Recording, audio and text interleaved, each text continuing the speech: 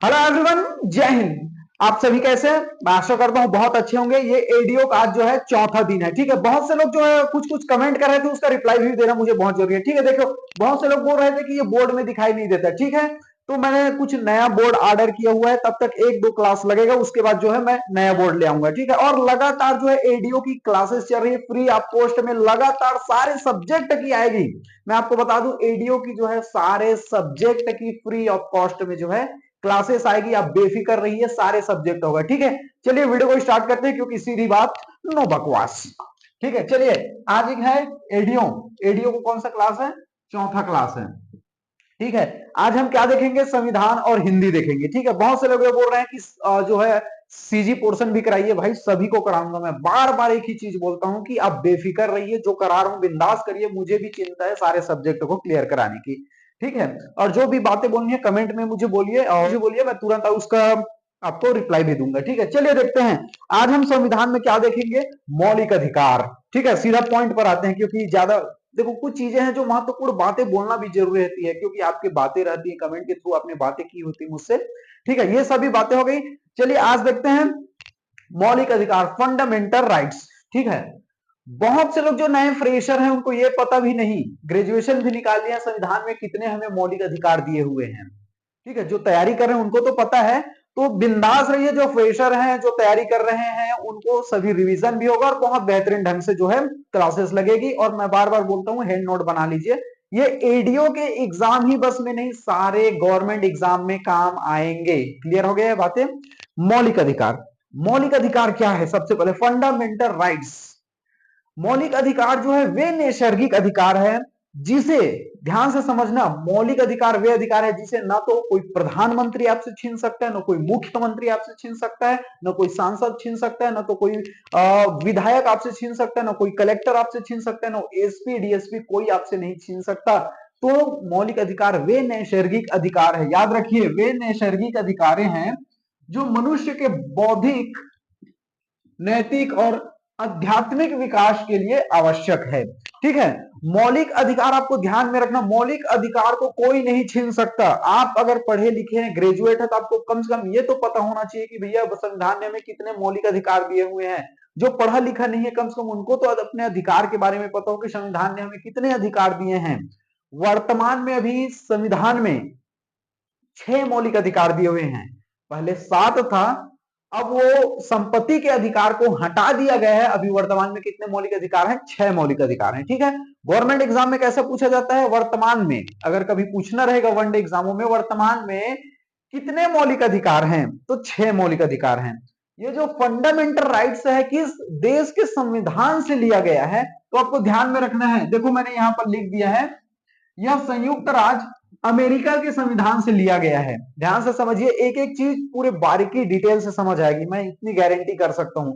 बहुत से देखना, 6 मौलिक अधिकार है, 6 मौलिक अधिकार के 6 अलग अलग वीडियो बनते हैं, तो बहुत टाइम लगता है। मैं इसमें थोड़ा वीडियो भले लंबा जाएगा, लेकिन 6 के 6 मौलिक अधिकार पूरे डिटेल से बताऊंगा।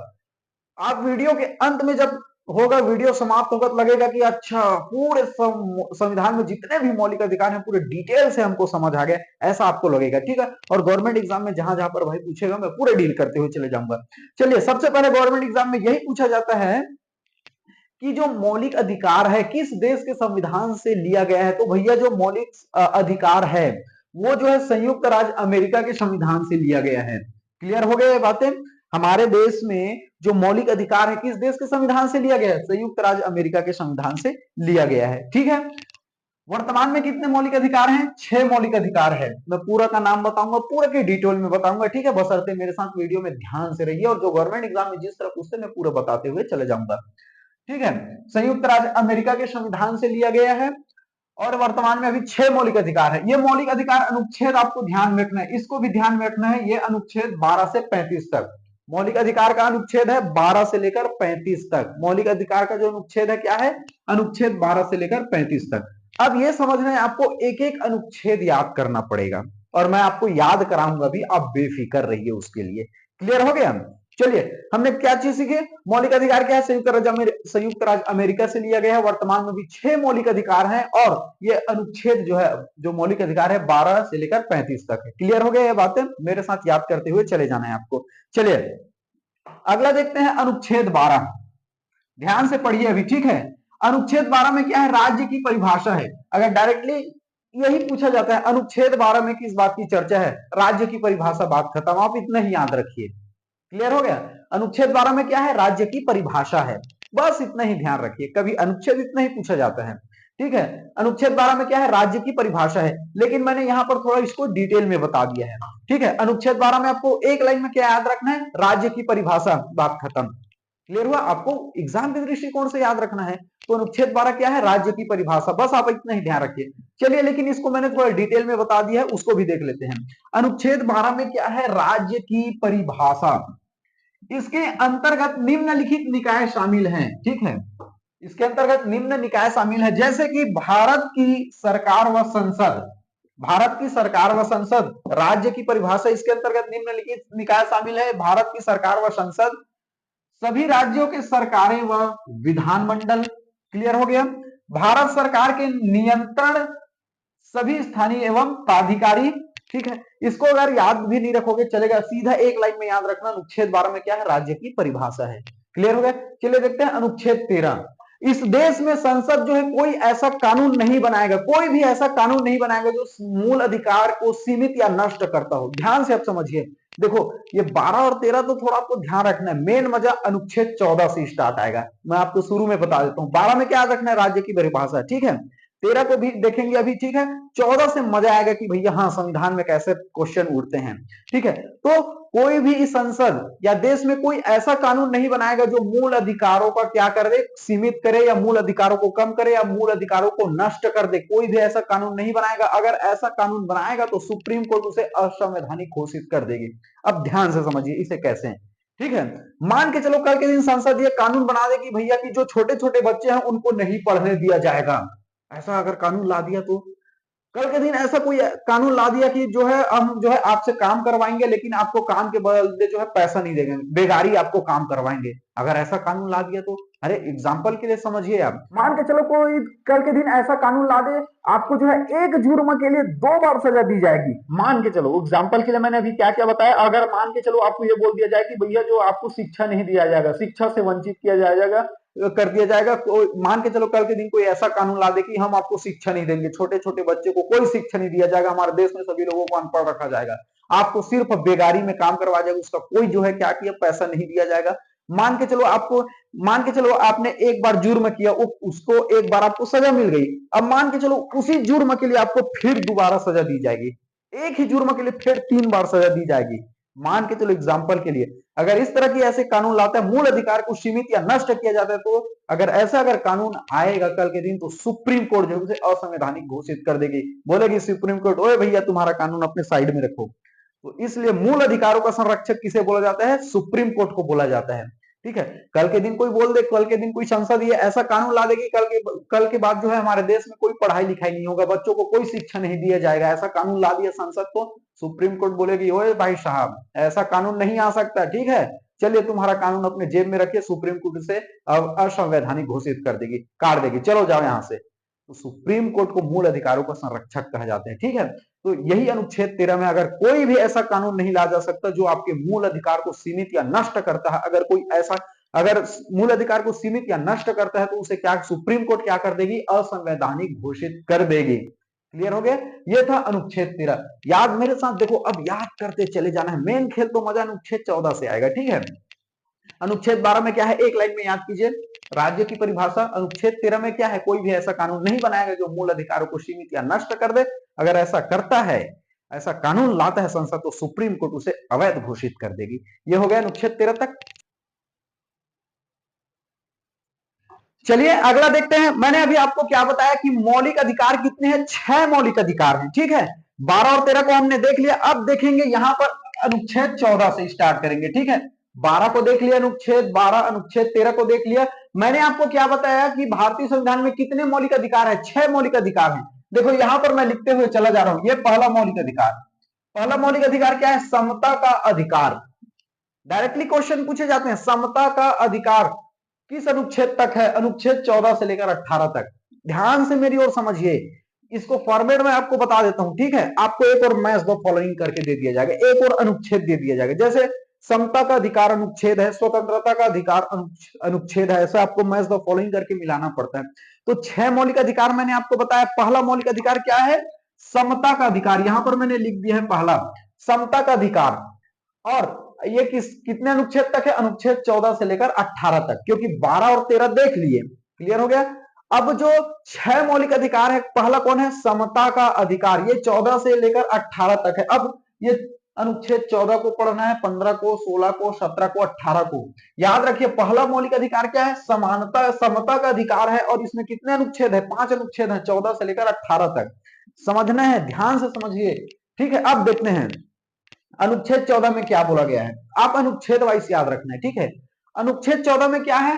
विधि के समक्ष सभी समान हैं। पहली बात, इसके गवर्नमेंट एग्जाम में कैसे पूछा जाता है? अनुच्छेद 14 है, आपको ऑप्शन दे दिया जाएगा, या फिर विधि के समक्ष सभी समान है, निम्न में से किस अनुच्छेद में है, ऐसा आपको अनुच्छेद याद रखना है। अनुच्छेद याद रखना है। मैं बार बार आपको बोल दूं, गवर्नमेंट एग्जाम का फॉर्मेट भी बताते हुए चला जा रहा हूं आपको मैं, ठीक है? देखो, 6 मौलिक अधिकार, हम पहला क्या देख रहे हैं? समता का अधिकार। क्लियर हो गया? पहला क्या है? समता का अधिकार। उसके बाद दूसरा आएगा स्वतंत्रता का अधिकार। मैं लाइन से 6 के 6 मौलिक अधिकार एक ही वीडियो में कंप्लीट कराऊंगा। क्लियर हो गया? फॉर्मेट, चलिए, पहला समता का अधिकार, अनुच्छेद कितने से कितना तक है? अनुच्छेद 14 से लेकर 18 तक, क्योंकि पूछा जाता है समता का अधिकार किस अनुच्छेद तक है, तो 14 से 18 तक। अब एक एक अनुच्छेद को आपको याद रखना है, ठीक है? चलिए देखते हैं अनुच्छेद 14। अनुच्छेद 14 क्या बोलता है? विधि के समक्ष सभी समान है। विधि के समक्ष सभी समान का मतलब क्या है? अगर मान के चलो कोई एक गरीब व्यक्ति, चलो कोई गरीब व्यक्ति किसी को मार दिया, एक अमीर व्यक्ति है उसने भी किसी को मार पीट दिया, तो भैया दोनों को जो सजा होगी, दोनों को सजा मिलेगी। ऐसा नहीं होगा कि वो अमीर आदमी है तो उसको छोड़ दिया जाए। मान के चलो कोई शाहरुख खान है, बहुत बड़ा सेलिब्रिटी है, किसी को डंडे से मार दिया, और तुम गरीब आदमी, तुमने भी किसी को डंडे से मार दिया, तो ऐसा नहीं होगा कि शाहरुख खान बड़ा आदमी है तो उसे छोड़ दिया जाए, और तुम गरीब हो तो तुम्हें पकड़ कर ले जाया जाए, ऐसा नहीं होगा। इसी को बोला गया हो, इसी को बोला गया है विधि के समक्ष सभी समान है। अमीर हो, गरीब हो, जो आप दंड करोगे, जो आपको एक गरीब को सजा मिलेगा, वही सजा वो एक अमीर व्यक्ति को मिलेगा। ठीक है, ये याद रखना, विधि के समक्ष सभी समान है, कानून सभी के लिए बराबर है, इसी को बोला जाता है। समझ आ रहा है? मान के चलो किसी को आपने जो है चाकू से क्या उनके पेट को चीर दिया, और मान के चलो उधर अमिताभ बच्चन ने भी किसी के पेट को चीर दिया, उसके फैन नाराज नहीं होंगे, हम समझाने के लिए बोल रहे हैं। तो ऐसा नहीं होगा भैया कि जो है अमिताभ बच्चन को छोड़ दिया जाएगा। कानून सबसे बड़ा है, विधि के समक्ष सभी समान। बात हमारे बताने का मतलब यही है कि अमीर हो या गरीब हो, कोई भी व्यक्ति हो, कानून सभी के लिए समान है। आपको भी वही सजा मिलेगा, एक गरीब व्यक्ति को भी वही सजा मिलेगा। ये किस बात में? अनुच्छेद 14 में है। और यही अनुच्छेद याद रखते हुए चले जाना है, एक एक अनुच्छेद याद रखना है। तो अनुच्छेद 14 क्या बोलता है? विधि के समक्ष सभी समान है। क्लियर हो गया? अगला देखते हैं अनुच्छेद 15। ठीक है, धर्म, मूल, वंश, जाति, लिंग, जन्म के आधार पर भेदभाव प्रतिषेध है। अब मान के चलो संविधान ये बोलता है बाबू आपको कि आप जो है किसी भी जाति में हो, किसी भी जाति में पैदा हो, किसी भी धर्म को आप मानते हो, कि कहीं पर भी आपने जन्म लिया हो, किसी भी प्रकार से आपके साथ कोई भेदभाव नहीं किया जाएगा। याद आ रहा है? अगर आप बोलेगे कि अरे भैया ये निम्न जाति में पैदा हुआ, अरे ये इस धर्म को मानता है, ये इस लिंग का आदमी है, ये इस जाति का आदमी है, आप कोई भेदभाव नहीं रख सकते। याद रखना, भेदभाव प्रतिषेध है, दंडनीय अपराध है अगर आप भेदभाव रखते हैं तो। ठीक है, ये अनुच्छेद 15 में है। कोई भी धर्म हो, ठीक है, धर्म, मूल, वंश, जाति, लिंग, जन्म के आधार पर आप जो है भेदभाव प्रतिषेध है। याद रखना है, मान के चलो आप जो है कहीं पर तालाब है, कहीं पर तालाब है, और वहां पर कोई अन्य जाति का व्यक्ति पानी पी रहा है, आप उसे नहीं मना कर सकते, अरे तुम अलग जाति को यहाँ पर पानी नहीं पियोगे, तुम अलग जाति को यहाँ पर होटल में खाना नहीं खाओगे, दूर हटो दूर हटो। ऐसा नहीं करना है, क्योंकि यह अनुच्छेद 15 में बोला गया है आप किसी भी प्रकार से धर्म, मूल, वंश, जाति, लिंग, जन्म के आधार पर भेदभाव नहीं करेंगे, भेदभाव प्रतिषेध है। ठीक है, मान के चलो कहीं कोई व्यक्ति है, आपके गांव में आए, आपके शहर में आया, कहीं पर ट्यूबवेल से पानी पी रहा है, आप उसे मना नहीं करेंगे कि आप अलग जाति के यहाँ पर पानी नहीं पिएंगे, आप यहाँ पर नहीं घूम सकते, आप यहाँ पर बैठ नहीं सकते, आप अलग जाति के हैं, यहाँ पर आप जो है, मैं क्या बोल रहा हूँ, धर्म, मूल, वंश, जाति, लिंग, जन्म के आधार पर आप भेदभाव नहीं कर सकते। ये प्रतिषेध है, ये दंडनीय अपराध है। ये किस अनुच्छेद में? अनुच्छेद 15 में है। क्लियर हो गया।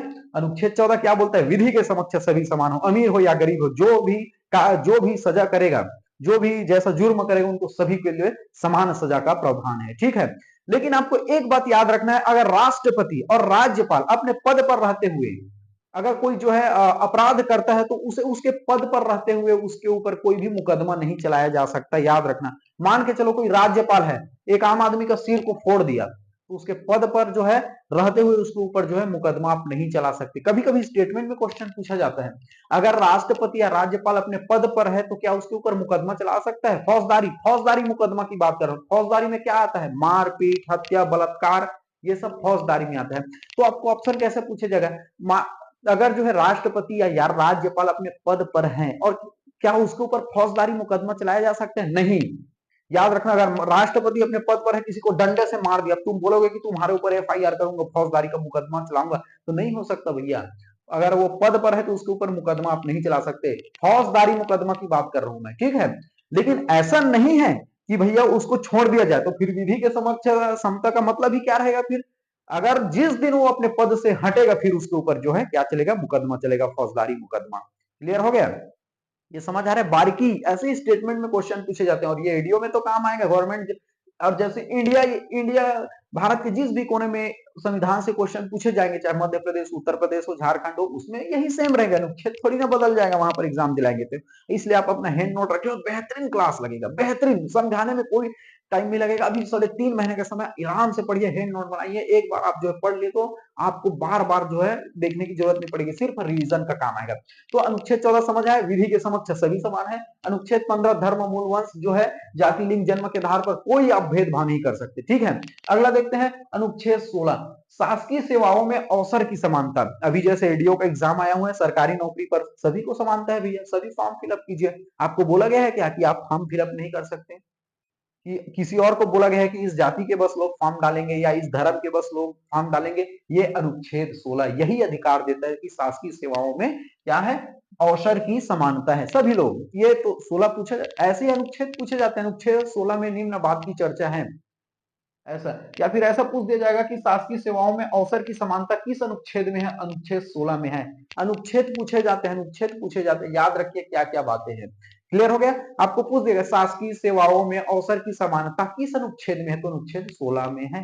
क्लियर हो गया बातें? ऐसे ही पूछा जाता है। चलिए अगला देखते हैं, अनुच्छेद 17। डायरेक्टली क्वेश्चन पूछे जाते हैं, अप्रियता का अंत। अप्रियता का मतलब क्या होता है? छुआछूत।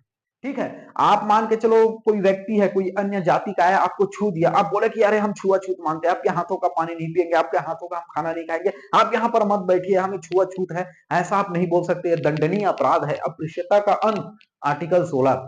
ठीक है, याद रखिए। अस्पृश्यता को अगर आप बढ़ावा देते हैं कि नहीं वो अलग जाति का है, वो अलग मजहब का है, भैया इससे दूर रहिए, हम नहीं बोलेंगे, आपके हाथों का नहीं खाना खाएंगे, ऐसा छुआछूत का अगर आप बढ़ावा करते हैं तो आप दंडनीय अपराध है। और अस्पृश्यता का अंत संविधान में बोल दिया गया है, अनुच्छेद 17 में। डायरेक्टली क्वेश्चन पूछे जाते हैं, अस्पृश्यता का अंत किस अनुच्छेद में है? अनुच्छेद 17। ये जितना बता रहा हूं बहुत रिपीटेड क्वेश्चन है, याद रखें, अनुच्छेद ऐसे ही याद रखना है। आप यकीन रखिए, गारंटी रखिए, एडीओ की सारे सब्जेक्ट क्लियर कराए जाएंगे, बेहतरीन ढंग से कराए जाएंगे, आपके पास पर्याप्त समय है, इसलिए एंजॉय से पढ़िए आप। कोई पैनिक मत लीजिए, कोई माइंड में प्रेशर मत लीजिए, ठीक है। हम हैं तो क्या गम है, ठीक है। चलिए अनुच्छेद 17 समझ आया? अस्पृश्यता का अंत है भैया, छुआछूत को बढ़ावा नहीं करना है, ये दंडनीय अपराध है। अब देखते हैं अनुच्छेद 18। अनुच्छेद 18 में क्या है? उपाधियों का अंत है। पहले क्या होता था कि भैया व्यक्ति को कुछ अच्छा कारनामा किया, उसे उपाधि मिल जाती थी, जैसे नाइटहुड की उपाधि, सर की उपाधि दी गई उसको। ठीक है, तो उपाधि देने से क्या होता था? लोगों में असमानता देखने को मिलता था, अरे वो उसको राय बहादुर की उपाधि मिल गई, उसको नाइटहुड की उपाधि मिल गई, और हम गरीब आदमी, आम आदमी, तो लोगों में असमानता देखने को मिलती थी। तो ये इस उपाधियों को बंद कर दिया गया है, इसमें क्या है? लोगों में असमानता देखने को मिलती थी, तो ये 18 में क्या है? उपाधियों का अंत है। लेकिन जो है भारत सरकार जैसे पद्मश्री आपको देगी, पद्म भूषण देगी, पद्म विभूषण देगी, इसे उपाधि नहीं माना गया है, बल्कि इसे पुरस्कार माना गया है। समझिए, डायरेक्टली क्वेश्चन पूछे जाते हैं, अनुच्छेद 18 में क्या है? उपाधियों का अंत है, या ऐसा पूछ दिया जाएगा उपाधियों का अंत जो है किस अनुच्छेद में? अनुच्छेद 18 में है। क्लियर हो गया? समझ है? अब कभी कभी ये पूछ दिया जाएगा पद्मश्री, पद्म भूषण, पद्म विभूषण क्या ये उपाधि है? तो नहीं भैया, ये उपाधि नहीं है, बल्कि ये पुरस्कार है। क्लियर हो गया बातें। तो पहला 6 मौलिक अधिकार थे, 6 मौलिक अधिकार थे। पहला मौलिक अधिकार क्या है? समता का अधिकार, जो कहां से है? अनुच्छेद 14 से लेकर 18 तक है। अनुच्छेद 14 से लेकर 18 तक, हमने 14 से लेकर 18 तक देख लिया। अब देखते हैं दूसरा मौलिक अधिकार, ठीक है, स्वतंत्रता का अधिकार। समझ आया मैंने क्या बताया? 6 मौलिक अधिकार है। समता का अधिकार देख लिए जो 14 से 18 तक है। अब दूसरा मौलिक अधिकार देखेंगे, स्वतंत्रता का अधिकार, जो अनुच्छेद 19 से 22 तक है। डायरेक्टली क्वेश्चन पूछे जाते हैं, ठीक है। मैंने भी आपको क्या बताया, एक और समता का अधिकार दे दिया जाएगा, एक और जो है स्वतंत्रता का अधिकार, एक और जो है इसके अनुच्छेद दे दिए जाएंगे। आप मैच द फॉलोइंग कीजिए। तो समता का अधिकार पूछे तो 14 से 18, स्वतंत्रता का अधिकार पूछे तो 19 से 22 तक है। कितने अनुच्छेद तक है? 19 से 22 तक। अब एक एक अनुच्छेद यहां पर भी पढ़ेंगे, सभी में ऐसे ही पढ़ना है। ध्यान से पढ़िए, आपको मजा आएगा। आप अपने अधिकार को जानिए, और इस वीडियो में आप अपने अधिकार को पूरा जान जाएंगे, पूरे फंडामेंटल राइट्स को जान जाएंगे, ठीक है। वीडियो थोड़ा लंबा जाएगा, मैंने जानबूझकर एक ही वीडियो में रखा है। बहुत से ऐसे वीडियो देखेंगे जिसमें मौलिक अधिकार के, समता का अधिकार का अलग, स्वतंत्रता का अधिकार का अलग, ऐसे एक ही वीडियो में बनाऊंगा। मेरा मकसद भी है कि कम से कम ये आपका तेज होना चाहिए, आपके अधिकार को जानना चाहिए। क्लियर है? चलिए, स्वतंत्रता का अधिकार आर्टिकल 19 से 22 तक में है। क्या है स्वतंत्रता का अधिकार? याद रखिए किस अनुच्छेद तक है? 19 से लेकर 22 तक है, ठीक है। चलिए देखते हैं अनुच्छेद 19 में क्या है। वाक अभिव्यक्ति की स्वतंत्रता है। ये पूछा जाता है डायरेक्टली, वाक एवं अभिव्यक्ति की स्वतंत्रता किस अनुच्छेद में? बहुत रिपीटेड क्वेश्चन है। वाक एवं अभिव्यक्ति की स्वतंत्रता जो है अनुच्छेद 19 में है। क्लियर हो गया ये बात? ध्यान रखना, सबसे महत्वपूर्ण बात, ये स्वतंत्रता के जो अधिकार है इसे संविधान का रीढ़ कहा जाता है। डायरेक्टली क्वेश्चन पूछे जाते हैं। कैसे क्वेश्चन पूछे जाते हैं कि संविधान का रीढ़ निम्न में से किसे कहा जाता है?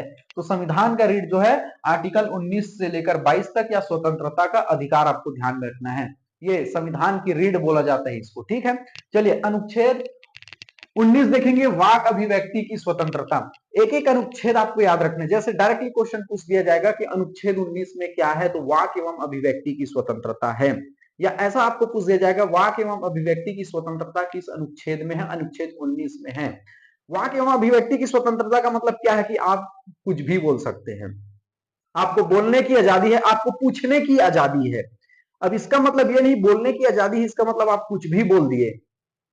भाई आपको सदाचार शिष्टाचार की दायरे में रहकर बात करना है। पता चला आप बोलने की तो आजादी है, हमको मीडिया का अधिकार है, हमको पूछने का अधिकार है, हमको सूचना का अधिकार है, हम कुछ भी पूछ ले, कुछ भी बोल दे, ऐसा नहीं है। आपको बोलने की आजादी है, आप कुछ भी बोल सकते हैं, मैं मानता हूं, लेकिन आपको सदाचार और शिष्टाचार की भाषा में, दायरा में रहकर बोलना है। मान के चलो आपको बोलने की तो आजादी, हमारा संविधान हमको आजादी देता है बोलने का, हम कुछ भी बोल सकते हैं। आप किसी को माँ बहन की गाली दे दिए, आप हमारे सेना के ऊपर बोल रहे हैं, आप हमारे भारत के ऊपर बोल रहे हैं, आप किसी व्यक्ति को जबरदस्ती उसका लांछन लगाने के लिए बोल रहे हैं, किसी का जो है अपमान कर रहे हैं, किसी का बेइज्जती कर रहे हैं, और आप ये बोल रहे हैं कि हमें तो बोलने की आजादी है। भैया आजादी है आपको बोलने की, इसका मतलब ये नहीं कि आप कुछ भी बोल दे। आपको शिष्टाचार सदाचार की दायरे में रहकर बोलना है।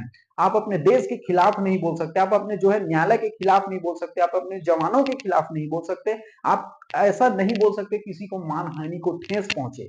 बोलने की आजादी है, इसका मतलब ये नहीं कि आप कुछ भी बोल दे, ठीक है। डायरेक्टली ये क्वेश्चन पूछे जाते हैं कि वाक एवं अभिव्यक्ति की स्वतंत्रता किस अनुच्छेद में? अनुच्छेद 19 में है, ठीक है।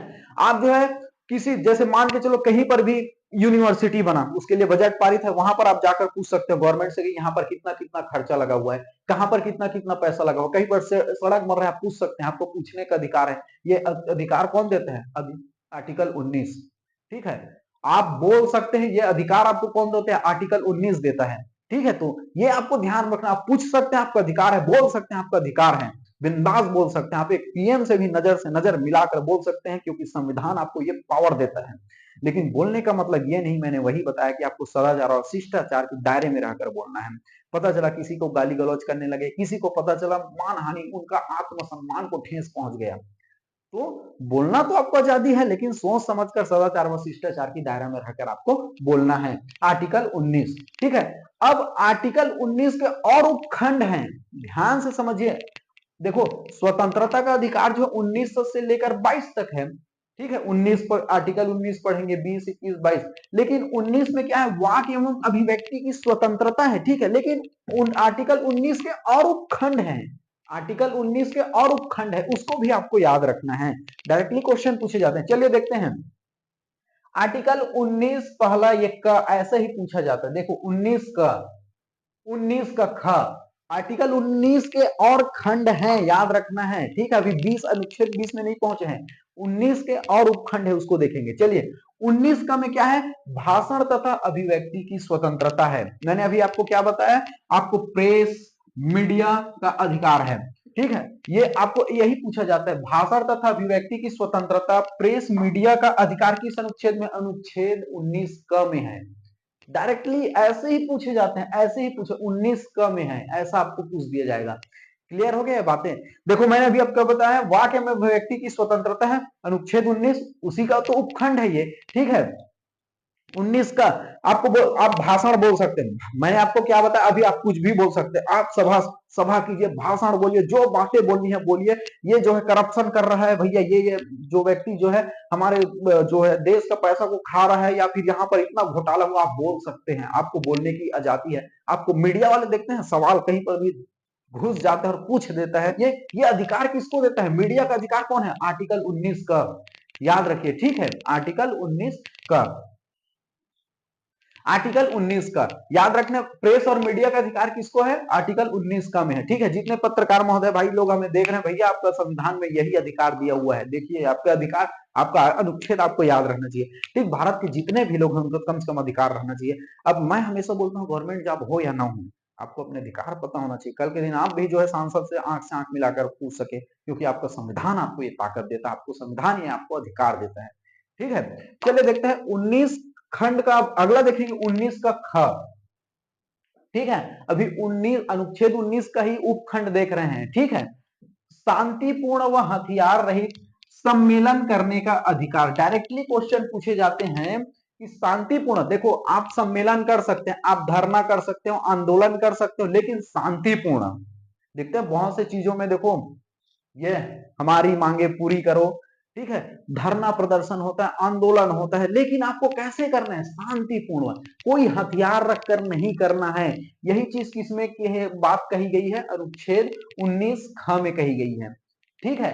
अभी अनुच्छेद 19 का उपखंड पढ़ रहे हैं, ध्यान रखना है, ठीक है। अगला देखते हैं हम 19 का ग, इसमें सहकारी समिति बनाने का अधिकार है। डायरेक्टली क्वेश्चन देखो भाई, मैं अनुच्छेद आपको याद रखना पड़ेगा और मजा आएगा आपको, देखो कितनी अच्छी अच्छी बातें आपको याद रखनी पड़ेगी, ठीक है। अनुच्छेद 19 में क्या है, एक बार मैं रिवाइज करा देता हूँ, वाक अभिव्यक्ति की स्वतंत्रता है। 19 क में क्या है, भाषण है, प्रेस मीडिया का अधिकार है।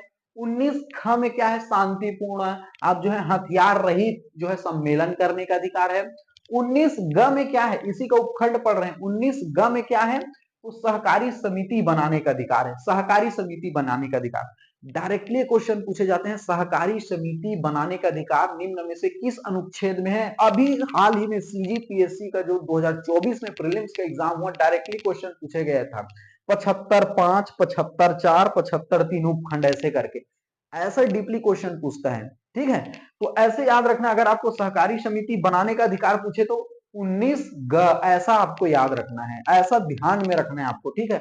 मैं हर फॉर्मेट को आपको बताते हुए चला जा रहा हूं, ठीक है। चलिए देखते हैं 19 ग, 19 ग में क्या है, सॉरी 19 का घ है, ठीक है।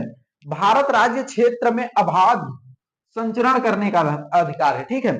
भारत के किसी भी राज्य में आप बिंदास घूम सकते हैं, ये अधिकार कौन देता है, 19 का घ, ठीक है। अनुच्छेद 19 का घ, आप भारत के कोई भी राज्य में जाइए, उत्तर प्रदेश जाइए, उत्तराखंड जाइए, मध्य प्रदेश जाइए, झारखंड जाइए, छत्तीसगढ़ जाइए, शिमला जाइए, आप जो जम्मू एंड कश्मीर जाइए, आप पंजाब जाइए, दिल्ली जाइए, तमिल इधर आंध्र प्रदेश जाइए, पूरे गुजरात जाइए, महाराष्ट्र जाइए, कोई आपको रोकने वाला नहीं है। आप भारत के हर राज्य में बिंदास घूम सकते हैं, क्या कर सकते हैं, आप संचरण कर सकते हैं। ये अधिकार आपको कौन देता है, अनुच्छेद कौन देता है, 19 का घ, ये पूछा जाता है ये। और आप समझिए, आपको मजा आना चाहिए, हमारा संविधान क्या बोलता है, क्या अधिकार दिए दिए हुए हैं, ये इंटरेस्ट से जानना चाहिए, एग्जाम में तो आएगा, अच्छी बात है, ठीक है। भारत के किसी भी कोने में आप क्या कर सकते हैं, घूम सकते हैं, अनुच्छेद 19 घ।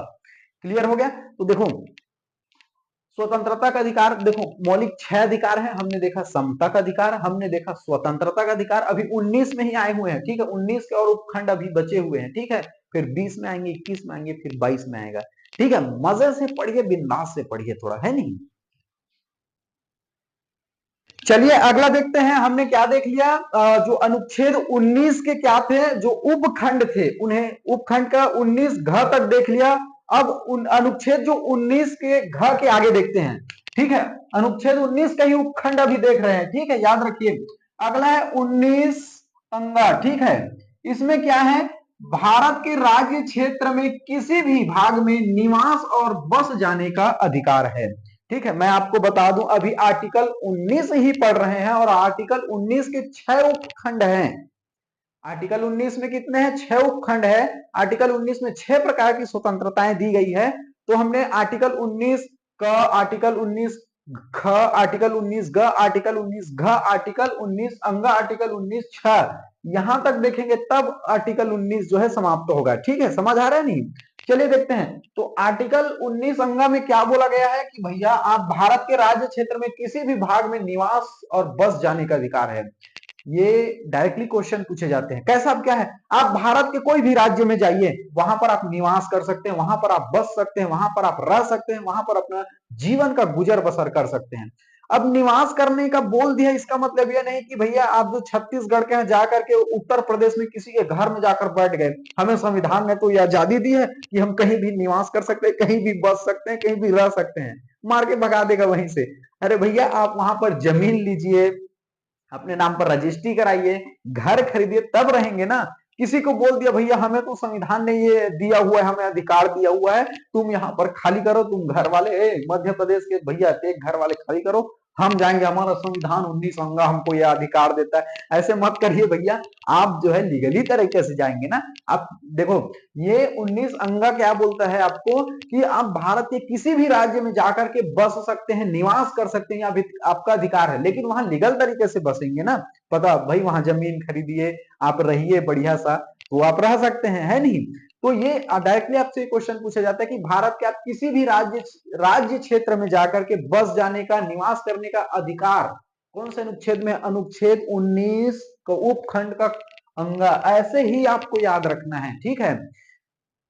चलिए अगला देखते हैं 19 का 6। अभी अनुच्छेद 19 के अंतर्गत और उपखंड उसको हम देख रहे हैं, ठीक है। व्यापार और कारोबार करने का अधिकार, आप भारत के किसी भी राज्य में जाएंगे, वहां पर आप कारोबार कर सकते हैं, वहां पर अपना बिजनेस कर सकते हैं, वहां पर अपना व्यापार कर सकते हैं। ये अधिकार कौन देता है? ये अधिकार 19(6) देता है, ठीक है। ऐसे ही आपको याद रखना है। क्लियर हो ये बातें? तो अनुच्छेद 19 में कितने उपखंड हमने देखे? अनुच्छेद 19 में 6 उपखंड देखे, 19 का, 19 ख, 19 ग, 19 घ, 19 अंगा, 19(6). तो आपका अगर आपसे ये पूछे कि किसी भी राज्य क्षेत्र पे अपना व्यापार कारोबार कर सकते हैं, कौन सा अनुच्छेद है? अनुच्छेद 19(6). आप देखेंगे कि छत्तीसगढ़ में, मध्य प्रदेश या राजस्थान का व्यक्ति आया हुआ है, यहाँ पर भैया बढ़िया सा होटल डाल दिया है। आप देखेंगे छत्तीसगढ़ का व्यक्ति कहीं उत्तर प्रदेश, बिहार गया है, वहां पर कोई अपना बिजनेस कर रहा है। दिल्ली का आदमी महाराष्ट्र में गया हुआ है, वहां पर कोई बढ़िया सा दुकान डालकर, बड़ा बड़ा उद्योग लगाकर बिजनेस कर रहा है। ये अधिकार कौन देता है? हम देखते हैं 19(6) देखते हैं, भारत के किसी भी राज्य क्षेत्र में जाइए, आप क्या कर सकते हैं? वहां पर व्यापार, बिजनेस कर सकते हैं, ठीक है। अनुच्छेद 19(6) ऐसे आपको पूछा जाता है गवर्नमेंट एग्जाम में, ठीक है। अब ये तो हुआ 19। देखो दूसरा स्वतंत्रता का अधिकार हम कहां से कहां तक है? 19 से लेकर 22 तक। ध्यान से समझिए, आपको ध्यान से ये समझना है कि संविधान में 6 मौलिक अधिकार हैं। तो हमने पहला अधिकार क्या देखा था? समता का अधिकार। समता का अधिकार क्या था? आर्टिकल 14 से लेकर 18 तक था। उसके बाद दूसरा हमने क्या देखा? स्वतंत्रता का अधिकार, जो 19 से लेकर 22 तक है। अभी 19 और 19, अनुच्छेद 19 देखे तो अनुच्छेद 19 के अंतर्गत भी उपखंड है, उसको देखे। अब अगला देखते हैं अनुच्छेद 20। ध्यान से एक एक अनुच्छेद को पूछा जाता है। डायरेक्टली कैसे क्वेश्चन पूछ दिया जाएगा कि कौन से अनुच्छेद में आप जो है भारत के किसी भी राज्य क्षेत्र में अबाध संचरण कर सकते हैं, घूम सकते हैं, आर्टिकल आपको पूछ दिया जाएगा। अब अनुच्छेद 20 देखते हैं। अपराधों के लिए दोष सिद्धि के संबंध में संरक्षण, डायरेक्टली क्वेश्चन यही पूछे जाते हैं। अनुच्छेद 20 में निम्न किस बात की चर्चा है? या ऐसा आपको पूछ दिया जाएगा, अपराधों के लिए दोष सिद्धि के संबंध में संरक्षण किस अनुच्छेद में है? अनुच्छेद 20 में है। ऐसे ही आपको याद रखना है, ऐसे क्वेश्चन पूछे जाते हैं। अपराधों के लिए दोष सिद्धि के संबंध में संरक्षण किस अनुच्छेद में? अनुच्छेद 20 में है। अब ध्यान से ये समझना है, जैसे कि अनुच्छेद 19 में उपखंड थे ना, वैसे ही अनुच्छेद 20 में भी देखो ये 3 उपखंड है, उसको याद रखना है आपको। देखो पहला 20, पहला में क्या कहा गया, 20 पहला उपखंड में क्या बोला गया है, भूत लक्षित दांडिक विधियों से संरक्षण। डायरेक्टली क्वेश्चन पूछा जाता है, भूत लक्षित दांडिक विधियों से संरक्षण है, ऑप्शन दे दिया जाएगा 20(1), 20(2), 20(3), किस अनुच्छेद में है, भूत लक्षित दांडिक विधियों से संरक्षण है 20(क) में है। याद रखना, ऐसे ही उसके उपखंड को भी याद रखना है, उपखंड को भी याद रखना है, बहुत ऐसे ही क्वेश्चन पूछे जाते हैं। अगर अनुच्छेद 20 बस अगर पूछे तो अपराधों के लिए दोष सिद्धि के संबंध में संरक्षण है। उसके बाद अनुच्छेद 20 का भी और उपखंड है, उपखंड पहला में क्या है, भूत लक्षित दांडिक विधियों से संरक्षण 20(क) में है, याद रखना। ठीक है, अगला देखते हैं 20(2) में, ये बहुत बार रिपीटेड क्वेश्चन है, दोहरे दंड से संरक्षण, दोहरे दंड से संरक्षण किस अनुच्छेद में है, अनुच्छेद 20(2) में। ऐसे याद रखना है आपको। देखो भाई, मैं जो गवर्नमेंट एग्जाम में जिस तरह से फॉर्मेट पूछे जाते हैं पूरे डिटेल बताते जा रहा हूं ताकि आप इजीली समझ आए। दोहरे दंड से संरक्षण, अब ये क्या है इसको समझना है क्योंकि ये बहुत बार रिपीटेड क्वेश्चन है। देखो मान के चलो आपने किसी का डंडा लिया और किसी का सर को फोड़ दिए, मान के चलो आपने क्या किया, किसी से झगड़ा हुआ आपका और आपने डंडा लिया, आप मूड को जो है पूरा फोड़ दिए, ठीक है, पूरा वो सामने वाला व्यक्ति खून से लथपथ हो गया, सामने वाला व्यक्ति गया सीधा FIR करा दिया आपके ऊपर, आपको जो सजा मिली, ठीक है, मान के चलो 1 साल की सजा, 2 साल की सजा जो भी मिली, 6 महीने की सजा मिली, 2 महीने की सजा मिली, एग्जाम्पल के लिए समझिए, ठीक है, एग्जाम्पल के लिए बोल रहे हैं। आपने किसी का व्यक्ति डंडा लिया, किसी सामने वाले व्यक्ति का सर फोड़ दिया, सामने वाले व्यक्ति पूरा खून से लथपथ गया पुलिस ऑफिस में और आपको FIR कराया, आपको ऊपर मुकदमा चला, आपको मान के चलो 6 महीने की क्या हो गई, सजा हो गई। ठीक है, अब 6 महीने की सजा आपने काट लिया उस व्यक्ति को सिर को फोड़ने के लिए, फोड़ दिया था तो अब 6 महीने आपने सजा काट लिया, अब 6 महीने बाद आप जेल से निकले, आपको गलती का एहसास हुआ कि अरे हमको गुस्सा का शांत रखना चाहिए था, हमको उनका सिर नहीं फोड़ना चाहिए था, हमको खामोखा 6 महीने जेल में रह गए। ठीक है, अब 6 महीने आपने एक बार सजा काट लिया, ठीक है, 6 महीने बाद आप जेल से निकले, वो व्यक्ति आपको फिर देख लिया, अरे ये 6 महीने बाद जेल से निकल गया है, अब फिर वो सामने वाला व्यक्ति जाकर FIR लिखवाएगा, महाराज इसने जो है 6 महीने पहले हमारा सिर फोड़ा था, इसको एक बार और सजा दीजिए। तो वहां पर जो है कानून आपको जो FIR कराएगा उसको कान के नीचे बजाएगा, अरे भैया यही बोला गया है कि आपको एक जुर्म के लिए एक बार सजा दी जाएगी, एक ही जुर्म के लिए 2 बार सजा नहीं दी जाएगी, समझ रहे हो। सामने वाला व्यक्ति फिर जाएगा FIR लिखाने की, इनको फिर एक बार सजा दीजिए, मेरा जो है सिर को फोड़ा हुआ था, बेचारा ने 6 महीना काट लिया, एक जुर्म के लिए एक बार सजा, ठीक है, एक ही जुर्म के लिए 2 बार सजा नहीं दी सकते, यही बोला गया है अनुच्छेद 20(2) में, दोहरे दंड से संरक्षण, आपको एक बार की गलती के लिए 2 बार सजा नहीं दे सकता, एक बार जुर्म करने के लिए 2 बार सजा नहीं दे सकता, ठीक है, समझ रहे ना, एक ही जुर्म करने के लिए, पता चल, ठीक है, वो व्यक्ति ने उनका सिर फोड़ा, उनको 6 महीने की सजा मिल गई, हो गया बात बराबर, एक जुर्म के लिए एक बार सजा। अब वो व्यक्ति अपराधी है, मान के चलो किसी को इस बार चाकू लिया, अलग व्यक्ति को उसका जो है पेट को क्या कर दिया, अंदर घुसा दिया चाकू को, या उसको हाफ मर्डर कर दिया, उसको फिर अब हाफ मर्डर के करने के क्षेत्र में फिर अलग से सजा मिलेगा, लेकिन एक ही बार जुर्म करेगा उसका 2 बार सजा नहीं दिया जाएगा, समझ रहे हो ना, ध्यान से इस पॉइंट को समझना है। एक बार जैसे मान के चलो उसने सिर फोड़ा था, एग्जांपल के लिए बताया, उसको 6 महीने की सजा मिल गई, हो गया भैया, एक बार जुर्म किया, एक बार सजा मिल गई, अब फिर नया जुर्म करेगा, फिर उनको सजा मिलेगी, समझ रहे हो ना, ध्यान से पॉइंट को समझना है। इसी को बोला जाता है दोहरे दंड से संरक्षण, आपको एक बार जुर्म के लिए 2 बार सजा नहीं दिया जा सकता। ये आर्टिकल किसमें, आर्टिकल 20(2) में है। मैं आपको इसलिए डिटेल से बता रहा हूं भाई, जो नया फ्रेशर है उसको ध्यान में रखकर, जो नए एस्पिरेंट नए विद्यार्थी आए हैं गवर्नमेंट जॉब की तैयारी करने में, संविधान का ए भी नहीं पता, उनको डिटेल से समझ आना चाहिए, और जो तैयारी कर चुके हैं, कुछ लोग बोलते हैं फास्ट थोड़ा पढ़ाइए, भाई आपको रिवीजन मिल रहा है, रिवीजन करने को और डिटेल से समझिए ना। अभी एडीओ के एग्जाम के लिए 3.5 महीना समय, बहुत समय, आपका समय से पहले कोर्स कंप्लीट करा दूंगा, इसकी जिम्मेदारी मेरी है, लेकिन जो नए फ्रेशर, जो नए एस्पिरेंट आए हैं, उनका हैंड नोट बने, उनको एक बार तैयारी हो गया तो उनको सिर्फ रिवीजन करने की जरूरत पड़े, ये मेरा ध्यान है, ये मेरा मकसद है, याद रखिए, ठीक है। तो 20(2) में डायरेक्टली क्वेश्चन पूछे जाते हैं दोहरे दंड से संरक्षण। आपको मैं एक हमेशा संविधान का मैंने जो है इससे पहले अपने YouTube चैनल में पूरा क्लास फ्री में लगा दिया, उनका प्ले लिस्ट भी बना दिया, मेरे YouTube चैनल में देखना, पूरा संविधान का प्ले लिस्ट बना हुआ है, मैं पूरे डिटेल में उसका एक एक टॉपिक को एक एक पूरा टॉपिक बना दिया हुआ है, ठीक है। अब वीडियो में फिर कर रहे हैं तो फिर अच्छे से देख रहे हैं, तो इसके ऊपर मैंने जब वहां पर फ्री में जब कराया था, पूरा प्ले लिस्ट बनाया हुआ था, जब ये पढ़ रहे थे आर्टिकल 20(2) पढ़ रहे थे, तो वहां पर एक उदाहरण के तौर पर मैंने बताया हुआ था आर्टिकल 20(2) में दोहरे दंड से संरक्षण, जब मैं संविधान का जो उस टाइम पर प्ले लिस्ट बना रहा था, पूरा सब्जेक्ट बना रहा था, कि उदाहरण देकर बनाया हुआ था। अंधा कानून फिल्म आई थी, अंधा कानून, उस टाइम पर अमिताभ बच्चन थे, रजनीकांत साहब थे, बहुत बड़ी ब्लॉकबस्टर फिल्म थी। अंधा कानून जब टाइटल लिया गया तो बहुत विवादित रही कि ऐसा नाम क्यों रखा गया था, ठीक है।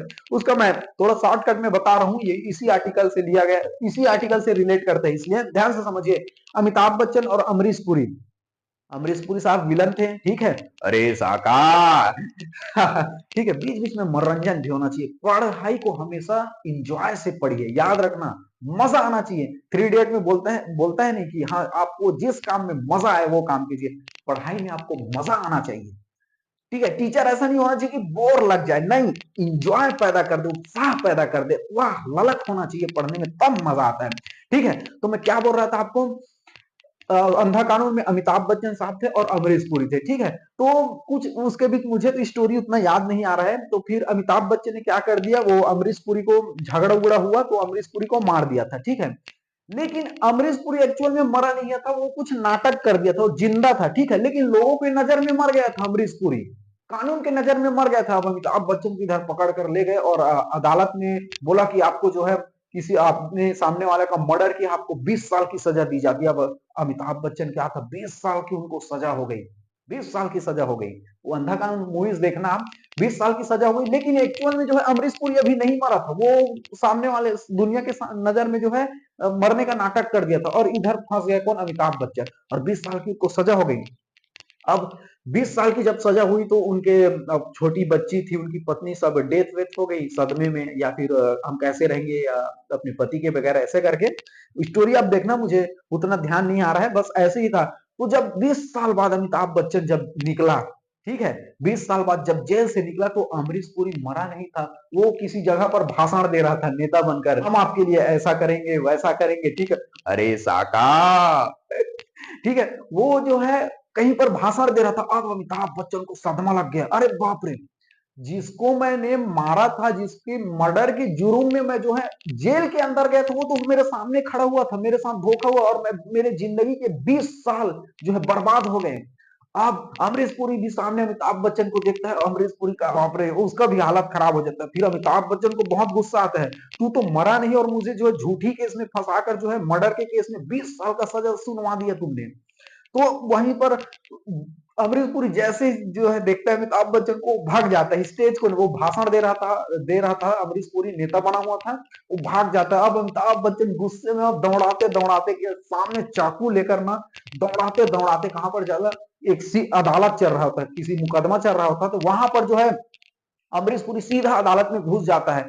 अब अमिताभ बच्चन तो बहुत गुस्सा में था, जिसको मैंने मर्डर के केस में अंदर हुआ था, वो तो मरा ही नहीं था, और उसके बिना मारे हुए मैं उसके चक्कर में 20 साल का सजा काट दिया। तो दौड़ते दौड़ते अमरीश पुरी अपनी जान बचाते हुए अदालत में घुस गया, और अमिताभ बच्चन, अदालत चल रहा था, कोर्ट चल रहा था, मुकदमा चल रहा था, और जज थे, पुलिस थे, सभी के सामने अमिताभ बच्चन ने चाकू निकाला और अमरीश पुरी को वहीं पर क्या कर दिया, पूरा मार दिया, जान से मार दिया, ठीक है।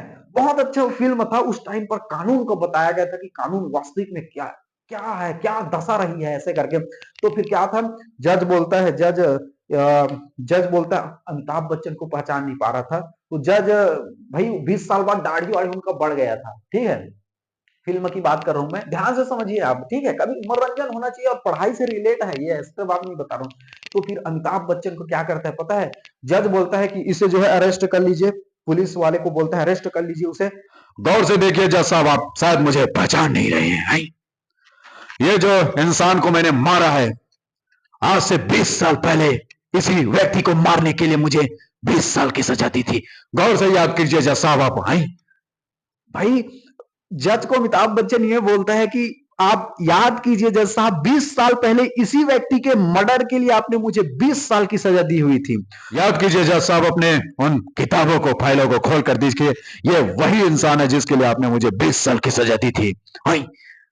तो फिर वहां माहौल ऐसे बन जाते हैं, सब चुप हो जाते हैं, पुलिस लोग जो है ऐसे पकड़े जाते हैं उनके भुजा को पकड़ने के लिए, हटाइए, गौर से याद कीजिए जज साहब, ये वही इंसान है जिसके लिए आपने मुझे 20 साल की सजा दी थी। अमिताभ बच्चन बोलता है कि आपका ये कानून मुझे एक बार की जुर्म के लिए 2 बार सजा नहीं दे सकता। अरे सुनते हैं जज साहब, आपका ये कानून एक बार के जुर्म के लिए किसी व्यक्ति को 2 बार सजा नहीं दे सकता। अगर देना चाहते हो तो लाइए मेरे 20 साल। अमिताभ बच्चन को जो है अमरीश पुरी को मारने के लिए एक बार 20 साल की सजा हो गई थी। अब उसी जुर्म के लिए जज बोलता है कि इसे फिर से अंदर कीजिए, तो अमिताभ बच्चन ये बोलता है कि भैया आप मुझे एक बार के जुर्म के लिए 2 बार सजा नहीं दे सकते। यही आर्टिकल 20(2) में है, दोहरे दंड से संरक्षण। एक बार जुर्म के लिए एक बार सजा, ठीक है, 2 बार आप सजा नहीं दे सकते। एक ही जुर्म के लिए आप 2 बार सजा नहीं दे सकते। अमिताभ बच्चन बोलता है सीधा कि अगर आप मुझे जो है सजा देना चाहते हैं तो लाइए मेरे 20 साल। जज साहब भाई बहुत बेहतरीन सीन था उस फिल्म का, यही आर्टिकल है, दोहरे दंड से संरक्षण। चलिए अगला देखते हैं, आर्टिकल 20(3). आर्टिकल 20(3) में क्या है? अपने विरुद्ध गवाही देने से संरक्षण है, ठीक है। अपने विरुद्ध गवाही देने से संरक्षण किसमें है? आर्टिकल 20(3) में है। डायरेक्टली क्वेश्चन पूछे जाते हैं, ठीक है। 20(1) में क्या है? भूतलक्षी दांडिक विधियों से संरक्षण। 20(2) में क्या है? दोहरे दंड से संरक्षण। 20(3) में क्या है? अपने विरुद्ध गवाही देने से संरक्षण। क्लियर, ठीक है। अनुच्छेद 20 देख लिया, 20 में जो उपखंड थे उसको देख लिया। अनुच्छेद 21 देखते हैं, ठीक है। अनुच्छेद 21 में क्या है? प्राण एवं दैहिक स्वतंत्रता का अधिकार। प्राण एवं दैहिक स्वतंत्रता का अधिकार। देखो, आपको जीने का अधिकार है, संविधान आपको जीने का अधिकार देता है। देखना, आप बहुत से फिल्मों में देखेंगे कोई सुसाइड कर रहा होगा या फिर कोई अपने आप को मारना भी चाहता है, तो अगर कानून आपको मरने नहीं देगा, आपको बचा लेगा, ठीक है। आपको प्राण एवं दैहिक स्वतंत्रता का अधिकार है। आप कोरोना में देखेंगे कि सरकार ने कितना ध्यान दिया था, सभी लोगों को फ्री वैक्सीन दिया होता, सभी लोगों को आवास की सुविधा देता है, सभी लोगों को जल की सुविधा देता है, सभी को राशन की सुविधा देता है, सभी को प्राण एवं दैहिक स्वतंत्रता का अधिकार है। स्वतंत्र गरिमामय पूर्ण जीवन जीने का अधिकार है, आपको मरने नहीं देता आपका संविधान। आपको सिर्फ जीना है, गरिमामय पूर्ण जीवन आपको जीना है, ठीक है। आपको आवास की सुविधा कराएगा, स्वास्थ्य की सुविधा कराएगा, ठीक है। तो ये किसमें है? अनुच्छेद 21 में है, प्राण एवं दैहिक स्वतंत्रता का अधिकार। कभी कभी ये पूछा जाता है निजता का अधिकार। आप किसी की प्राइवेसी को लीक नहीं कर सकते। पता चला किसी के कॉल रिकॉर्डिंग कर लिए, ये दंडनीय अपराध है। किसी की जो है प्राइवेट जगह पर जाकर के, मान के चलो कोई जगह है, वहां पर आप वीडियो रिकॉर्ड करके उसकी निजता प्राइवेसी को लीक कर रहे हैं, ये दंडनीय अपराध है। आपको ध्यान में रखना है, किसी की आप प्राइवेसी लीक नहीं कर सकते, ठीक है। मान के चलो कोई नहा रहा है, आपको उसका आप वीडियो बना लिया, किसी लड़की का, महिला का, वो गलत बातें हैं भैया, वो नीचे उसकी अपनी प्राइवेसी है, ठीक है। निजता का, उन्हें निजता का अधिकार है, उनकी प्राइवेसी उनका अधिकार है। आप किसी उनका प्राइवेसी लीक नहीं कर सकते, ठीक है। ये दंडनीय अपराध है, ध्यान से समझिए। तो प्राण एवं दैहिक स्वतंत्रता का अधिकार क्या है? हर व्यक्ति को अपने गरिमामय जीवन जीने का अधिकार है। याद रखना, आपको स्वास्थ्य का अधिकार है। देखना, सरकार आपको पोलियो का ड्रॉप पिलाएगी, कोरोना में जैसे वैक्सीन दी थी, आपको आवास देगी, ठीक है। निजता का अधिकार है, मैंने बताया, आपकी प्राइवेसी आपका अधिकार है, कोई इसे लीक नहीं कर सकता, ठीक है। ये दंडनीय अपराध है। क्लियर हो गया, ठीक है। चलिए अगला देखते हैं, अनुच्छेद 22, ठीक है। हम क्या देख रहे हैं अभी? स्वतंत्रता का अधिकार। संविधान में कितने मौलिक अधिकार हैं? 6 मौलिक अधिकार हैं। हमने पहला देख लिया समता का अधिकार 14 से लेकर 18 तक, और हमने देखा स्वतंत्रता का अधिकार 19 से लेकर 22 तक। अब ये 22वां अनुच्छेद देखते हैं, ठीक है। ध्यान से समझिएगा। कुछ दशाओं में गिरफ्तारी और निरोध से संरक्षण है, ठीक है। मान के चलो कोई व्यक्ति को पुलिस ने गिरफ्तार कर लिया, तो पुलिस जो है, पुलिस के ये कर्तव्य बनता है कि 24 घंटे के अंतर्गत उसे मजिस्ट्रेट के सामने प्रस्तुत किया जाए, ठीक है। जिस व्यक्ति को गिरफ्तार किया उसे यह अधिकार है कि वो अपने मनपसंद का वकील जो है चूज कर सकता है अपने केस को लड़ने के लिए। समझ आ रहा है? ये पूछा जाता है, डायरेक्टली क्वेश्चन पूछा जाता है, किसी व्यक्ति को अगर गिरफ्तार कर लिया जाता है तो कितने घंटों के बाद उसे मजिस्ट्रेट के सामने प्रस्तुत करना अनिवार्य है? 24 घंटे के अंदर उसे जो है सामने वाले व्यक्ति को जो है मजिस्ट्रेट में, न्यायालय में प्रस्तुत करना जरूरी है। लेकिन एक कंडीशन और दिया जाता है। मान के चलो कोई व्यक्ति को आपने गिरफ्तार किया, अब जो है मान के चलो कोई व्यक्ति को गिरफ्तार किया और कोई व्यक्ति जाकर छुपा हुआ था किसी जंगल में। अब जंगल से उसे पकड़ कर लाते लाते लाते, हवालात के लाते लाते उसको 6 घंटा यात्रा में ही लग गया। अरे भाई, कोई जरूरी थोड़ी कि आपके घर से उठा कर ले जाए, या घर से आपकी जो है अदालत बहुत दूर पर है, या फिर कोई बहुत दूर तक भागा भागा फिर रहे, वहां से पकड़ कर लाए। तो पकड़ कर लाया हुआ उस यात्रा के दौरान जो अवधि लगी उसे 24 घंटा में नहीं जोड़ा जाएगा। भाई यहाँ पर क्या बोला गया कि आपको अगर कोई गिरफ्तार करता है तो आपको 24 घंटे के अंतर्गत क्या करना पड़ेगा, न्यायालय में क्या करना पड़ेगा, आपको उसे समक्ष प्रस्तुत करना पड़ेगा। लेकिन कोई व्यक्ति जंगल में जाकर छुपा है और बहुत दूर है जंगल, कम से कम 250-300 किलोमीटर मान के चलो, और हवालात में लाते लाते 8 घंटा लग गया, यात्रा में ही समय लग गया। भाई गाड़ी में ही आते हैं, उसे पकड़ कर लाने में 8 घंटा लग गया। तो जो यात्रा में लगा समय है उसे नहीं जोड़ा जाता। मान के चलो सैटरडे को गिरफ्तार किया, अब आपको 24 घंटा के अंतर्गत क्या करना है, आपको न्यायालय में पेश करना है। अगला दिन संडे पड़ गया तो इसीलिए बोला गया है कि आपको यात्रा के दौरान लगा हुआ समय या फिर अवकाश, इसको काउंट नहीं किया जाएगा। समझ आया? आपको 24 घंटे के अंतर्गत न्यायालय में प्रस्तुत करने का अधिकार है। कोई व्यक्ति को गिरफ्तार किया तो मजिस्ट्रेट के सामने कितने घंटे में प्रस्तुत कोई व्यक्ति को गिरफ्तार किया तो कितने घंटों में न्यायालय में सामने प्रस्तुत करना है, 24 घंटे अंतर्गत, ठीक है। लेकिन यात्रा में जो लगा समय उसे नहीं जोड़ा जाएगा, और या अगर अवकाश हुआ उसे नहीं जोड़ा जाएगा, छुट्टी का दिन पड़ गया उसे नहीं जोड़ा जाएगा। ये ध्यान में रखना है आपको, ठीक है। और मैंने आपको क्या बताया कि भैया आपके मनपसंद क्या है, वकील रखने, केस लड़ने के आपका अधिकार है, आप अपने मनपसंद का वकील रख सकते हैं, ठीक है। आप अपनी गिरफ्तारी का कारण जान सकते हैं कि मुझे क्यों गिरफ्तार किया जा रहा है, क्या कारण है ये, ठीक है। तो आर्टिकल 22 में आपको ध्यान रखना है, कुछ दशाओं में गिरफ्तारी और निरोध से संरक्षण है, ये आर्टिकल 22 आपको ये अधिकार देते हैं, ठीक है। हम मौलिक अधिकार देखते हैं। अभी तक हमने क्या देख लिया, सबसे पहला मौलिक अधिकार क्या देखा था, समता का अधिकार, आर्टिकल 14 से लेकर 18 तक। दूसरा क्या देखे, स्वतंत्रता का अधिकार 19 से लेकर 22 तक था, ठीक है। समझ आ रहे, संविधान में टोटल 6 मौलिक अधिकार है, 2 देख लिए, समता का अधिकार आर्टिकल 14 से 18, स्वतंत्रता का अधिकार 19 से 22 तक। अब देखेंगे तीसरा जो मौलिक अधिकार है, शोषण के विरुद्ध अधिकार, शोषण के विरुद्ध अधिकार, ठीक है। अब इसका अनुच्छेद कितने से कितना तक है, अनुच्छेद 23 से लेकर 24 तक। मैं बार बार आपको बोल रहा हूं कि आपको एक और दे दिया जाएगा, समता का अधिकार अनुच्छेद है, धार्मिक स्वतंत्रता का अधिकार 19 से लेकर 22 तक, शोषण के विरुद्ध अधिकार 23 से लेकर 24 तक। ऐसे आपको पूछा जाता है, अनुच्छेद याद रखना है, ठीक है। और एक एक अनुच्छेद भी आपको ध्यान में रखना है। चलिए अगर आपसे पूछे शोषण के विरुद्ध अधिकार कितने अनुच्छेद तक है, तो 23 और 24 है, ठीक है। अगर आपको ये पूछे समता के अधिकार कौन कितने अनुच्छेद तक है, तो 14 से लेकर 18 तक, ठीक है। स्वतंत्रता का अधिकार 19 से लेकर 22 तक, शोषण के विरुद्ध अधिकार 23 से लेकर 24 तक। ऐसा आपको याद रखना। उसके बाद 23 और 24 को डिटेलिंग याद रखना है कि 23 और 24 में क्या बोला गया है। 14 अनुच्छेद क्या कहता है, 15 अनुच्छेद क्या बोलता है, 16 में क्या है, 17 में क्या है, 18 में क्या है, 19 में क्या है, 19 के उपखंडों में क्या है, 20 में क्या है, 20 के 20(2) क्या कहता है, 21 क्या है, 22 क्या है। ऐसा आपको याद रखना है अनुच्छेदों को, ठीक है। ऐसे ही गवर्नमेंट एग्जाम में पूछे जाते हैं। चलिए अगला देखते हैं अनुच्छेद 23।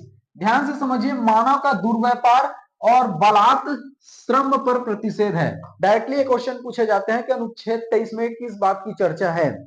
तो भैया आपको ऐसा है कि मानव दुर्व्यापार, ऐसा पहले होता था ना कि मानव को बेच दिया जाता था, जाओ ये हमारा गुलाम हो गया, या फिर ऐसा होता था कि कुछ पैसे में या बहुत ज्यादा पैसा देता था तो उसे उस इंसान को बेच दिया जाता था, दुर्व्यापार कर दिया जाता था। कभी कभी ऐसा होता था कि ये हमारा गुलाम है, इसको जानवरों की तरह काम करो और कोई पैसे मत दो, ये भैया दंडनीय अपराध है, ठीक है।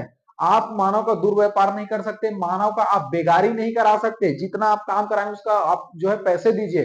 पहले का जमाना गया है, ठीक है। संविधान की एक खूबसूरती है, आप देखिए, समझ आ रहा है। इसलिए आप गवर्नमेंट एग्जाम निकले ये अधिकारों को जानना, ताकि आपका खुद का शोषण ना हो सके, कोई आपका शोषण ना कर सके, कोई आपके ऊपर अत्याचार ना कर सके, ठीक है। ऐसा नहीं होगा कि आपसे काम करा लिया जाए भैया और आपको पैसा नहीं देगा सामने वाले का, भैया बताइए कि ये आर्टिकल 23 का आप उल्लंघन कर रहे हो, समझिए। तो ऐसा पढ़े लिखे रहिए आप, ठीक है। कोई आपका शोषण नहीं करा सकता। तो आर्टिकल 23 क्या बोलता है कि आप मानव का व्यापार नहीं कर सकते, बेच नहीं सकते, उससे काम करा लिए तो उसको पैसे नहीं देंगे, बेगारी आप काम नहीं करा सकते, उसको पैसा देना पड़ेगा। ये आर्टिकल 23 में है। क्लियर हो गया। अगला हम देखते हैं आर्टिकल 24। ध्यान रखना, 14 वर्ष से कम आयु के किसी भी बालक को कारखाने में कार्य करने पर प्रतिबंध है। समझ आया। कोई बड़ा बड़ा कारखाना है, जैसे कांच का भट्ठी है, ईंट की भट्ठी है, बड़े बड़े विस्फोटक पदार्थ है, उसका फैक्ट्री है, बड़े बड़े उद्योग है, वहां पर 14 वर्ष से कम के उम्र के बच्चे को काम कराना प्रतिबंध है। याद रखिए, दंडनीय अपराध है। ये किस बात में है, अनुच्छेद 24 में है। पता चला कोई बच्चा है 13 साल का या 8 साल का या 9 साल का, उसे ईंट की भट्ठी में काम करा रहे हो, भाई ये कहीं न कहीं क्या है, दंडनीय अपराध है। लेकिन आप देखेंगे कि गरीबी क्या नहीं करा देती। एक गरीब व्यक्ति 9 से 10 साल का जो बच्चा है वो बड़े-बड़े जो है सामान को ढो देता है। बड़े-बड़े जो है सीमेंट बोरी को उठा करके 3 मंजिल 4 मंजिल पर ले जाता है। देखिए गरीबी क्या नहीं करा देती। लेकिन अनुच्छेद 24 क्या बोलता है कि 14 वर्षों से कम उम्र के बच्चे को आप क्या नहीं करा सकते भैया, आप कोई ये बाल श्रमिक में आएगा, ठीक है, बालाश्रम में आएगा। ये कहीं कहीं दंडनीय अपराध है। आर्टिकल 23 और 24 समझ आ गया। अब देखते हैं ये चौथा जो है मौलिक अधिकार, धर्म की स्वतंत्रता का अधिकार। ध्यान से समझिए, संविधान में कितने अधिकार हैं, मौलिक अधिकार हैं, 6 मौलिक अधिकार हैं। सबसे पहले समता का अधिकार, आर्टिकल 14 से लेकर 18 तक। उसके बाद उसके बाद स्वतंत्रता का अधिकार 19 से लेकर 22 तक। तीसरा अधिकार क्या देखा, शोषण के विरुद्ध अधिकार 23-24। चौथा में क्या देखा, धर्म की स्वतंत्रता का अधिकार, अनुच्छेद याद रखना 25 से लेकर 28 तक है। ठीक है, मैच द फॉलोइंग करके आपको दे दिया जाएगा, आपको मैच द फॉलोइंग मिलाना पड़ेगा। धार्मिक स्वतंत्रता का अधिकार है आर्टिकल 25 से लेकर 28 तक। अब पूरे एक एक आर्टिकल को आपको देखना है। चलिए आर्टिकल 25 क्या बोलता है, अनुच्छेद 25 क्या बोलता है, अंतःकरण और धर्म की स्वतंत्रता। सभी व्यक्ति को अपने धर्म को मानने, प्रचार करने, आचरण करने का अधिकार होगा। ध्यान से समझिए, अनुच्छेद 25 क्या बोलता है, अंतःकरण। आप अपने धर्म को, आप जिस भी धर्म में रहते हैं, हिंदू धर्म, मुस्लिम है, सिख है, ईसाई है, बौद्ध है, जैन है, फारसी है, आप अपने धर्म को अंदर से मानिए। आप अपने धर्म का सम्मान कीजिए। आप अपने धर्म का जितना प्रचार प्रसार कर सकते हैं करिए। अपने धर्म का आचरण करिए। जैसे हिंदू तिलक लगाना चाहता है, धोती पहनता है, धागा पहनता है। मुसलमान अपने हिसाब से जो भी आचरण है, चर्च की अपनी अपनी वेशभूषा है। तो अपने अपने धर्म का प्रचार कीजिए, प्रसार कीजिए, ठीक है, इसमें कोई मनाही नहीं है। आप स्वतंत्र हैं अंतःकरण से अपने धर्म को मानने के लिए, ठीक है। देखना कि आप अपने धर्म का प्रचार प्रसार कर सकते हैं, कोई पाबंदी नहीं है, ठीक है। आप जिस भी धर्म में रहते हैं अपने धर्म का प्रचार प्रसार कीजिए। ये क्या है, अपने अंतःकरण से मानिए उसे। अनुच्छेद 25 क्लियर हो गया ये बातें। ध्यान से देखना, अनुच्छेद 26, ठीक है, धार्मिक कार्यों के प्रबंधन की स्वतंत्रता, धार्मिक प्रयोजनों के लिए संस्थानों की स्थापना। देखो आप अपने धार्मिक कार्य का मैनेजमेंट करना चाहते हैं, कोई प्रबंधन करना चाहते हैं, आपकी फुल आजादी है। जैसे आपको मंदिर बनाना है, कहीं पर आपको भगवान शिव की मंदिर बनाना है, माता लक्ष्मी की मंदिर बनाना है, कहीं पर आपको जो है बजरंग बली की मंदिर बनाना है, तो आप जिस भी धर्म में रहते हैं, जिस भी आपको जो है कोई भी प्रबंधन कार्य करना है, कोई भी मंदिर कोई मुसलमान अपना मस्जिद बनाना चाहते हैं, कोई चर्च, कोई ईसाई अपना चर्च बनाना चाहते हैं, धार्मिक प्रयोजनों के लिए क्या है, अपने संस्थान की स्थापना कर सकता है। कोई भी व्यक्ति अपना ट्रस्ट चला सकता है, उससे जो पैसे आएंगे उस पैसे को आप लंगर चलाइए, लोगों को, गरीबों को आप भोजन खिलाइए, उस पैसे जो आएगा उसे लोगों पे कपड़ा बांटिए। अब जितना से जितना हो सके हेल्प कीजिए, जितना से अधिक हो सके आप हेल्प कीजिए। तो ये क्या है, अनुच्छेद 26 में क्या है, धार्मिक कार्यों के प्रबंधन की स्वतंत्रता है, धार्मिक प्रयोजन के लिए संस्थानों की स्थापना है। क्लियर हो गया बातें।